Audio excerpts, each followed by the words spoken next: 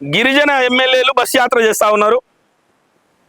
గిరిజన ఎమ్మెల్యేలకు నిజంగా సిగ్గు శరము లేదనుకుంటున్న కాంగ్రెస్ గిరిజన ఎమ్మెల్యేలకు. వాళ్ళకు ప్రతి తాండా ప్రజలు చీ కొడతా ఉన్నారు, చెప్పులు చూపిస్తూ ఉన్నారు.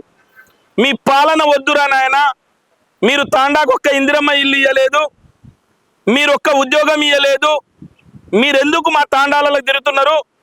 కాంగ్రెస్ పార్టీ వచ్చిన తర్వాత ST declaration, Chevella SC declaration ఏదైతే ఉందో ఆ డిక్లరేషన్లో ఒక్క హామీ కూడా అమలు చేయలేదు. ఒక్క ఊరికి మీరు పిల్లలు ఏదైతే 10th పాస్ అయితే 10,000, ఇంటర్ పాస్ అయితే 15,000, డిగ్రీ పాస్ అయితే 25,000, పీజీ పాస్ అయితే ₹1,00,000, పిహెచ్డి పాస్ అయితే 5,00,000 రూపాయలు ఇస్తామని చెప్పేసి ఆ రోజు మాట్లాడారు. అదే రకంగా ఎస్సీ బ్యాక్లాగ్ పోస్టులు నింపుతా అన్నారు. ప్రతి తాండాకు ఇంద్రమ్మ ఇళ్ళు అన్నారు. ఏవి చేయకపోరా ఈరోజు ఏం చేస్తున్నారంటే కాంగ్రెస్ బస్ యాత్ర చేస్తూ ఉన్నారు. దురదృష్టవశాత్తు ఏంటంటే ఈరోజు సీతక్క గారు ముఖ్యమంత్రి గారిని పోయి కలిసింది.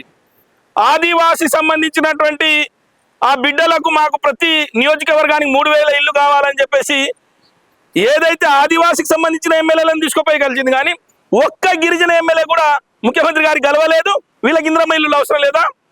తాండాలకు ఇంద్రమ్మ ఇల్లు అవసరం లేదా? ఈ సన్నాసులు ఏడా ఉన్నారు? మరి గిరిజన శాసనసభ్యులు సన్నాసులు మీకు కనీసం మీ ఊర్లకు, మీ నియోజకవర్గాలకు ఇంద్రమ్మ ఇల్లు కూడా తీసుకోపోలేని పరిస్థితిలో ఉన్నారా? ఒక్క ఉద్యోగం ఇప్పించలేని పరిస్థితిలో ఉన్నారా?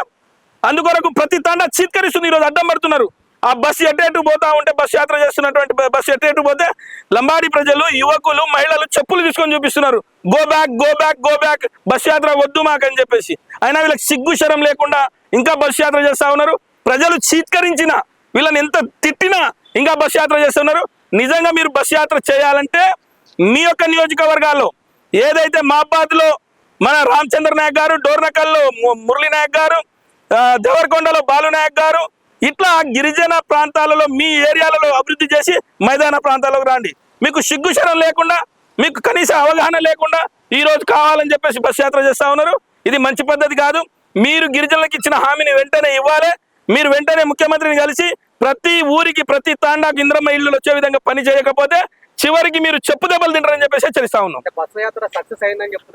జీరో, ఎక్కడ కూడా బస్ యాత్ర లేదు. గాంధీ భవన్ నుంచి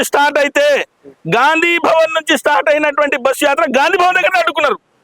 గిరిజన ప్రజలు గాంధీ భవన్ నుంచి బయటికి రాలేదు.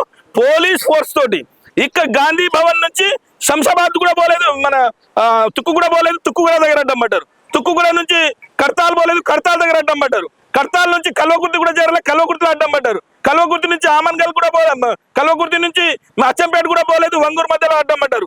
ఎక్కడ పోయినా బస్ యాత్ర కూడా సక్సెస్ కాలే, అట్టర్లీ ఫ్లాప్.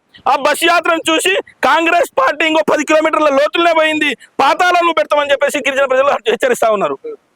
ఎక్కడ కూడా బస్ యాత్ర సక్సెస్ కాలే, బస్ యాత్ర జీరో. కాంగ్రెస్ పార్టీ గిరిజన శాసనసభ్యులు చేస్తున్నటువంటి ఆ బస్ యాత్ర ఒక ఫోర్స్, వాళ్ళు డబ్బులు దండుకోవడానికి చేస్తున్నటువంటి దాతలు. గిరిజన ఎమ్మెల్యేలు ఎందుకు స్పందించట్లేదు అంటే వీళ్ళకి రావాల్సిన హక్కులకు సంబంధించి? చేత కాని దద్దమ్మలు గిరిజన ఎమ్మెల్యేలు. వీళ్ళు ఎలాంటి హక్కుల కొరకై ప్రశ్నించే వాళ్ళు కాదు. వీళ్ళ యొక్క హక్కులు కూడా తెలియదు. కనీసం ఏం చేయాలనే ఆలోచనలు కూడా లేరు. గిరిజన తండాలకు, గిరిజన యువకులకు ఉద్యోగాలు ఇస్తామని, గిరిజన తండాలకు రోడ్లు ఇస్తామని, మంచినీళ్ళు ఇస్తామని, పరిశ్రమలు పెడతామని రకరకాలుగా మాటలు చెప్పి ఒక్క మాట మీద కూడా లేదు. వీళ్ళు ఏం చేయలేని దద్దమ్మలని చెప్పేసి ఈరోజు గిరిజన ప్రజలు, తెలంగాణలో ఉన్నటువంటి 50-60 లక్షల మంది లంబాడి ప్రజలు బాధపడతా ఉన్నారు. ఇలాంటి వారు మేము ఎన్నుకున్నామని.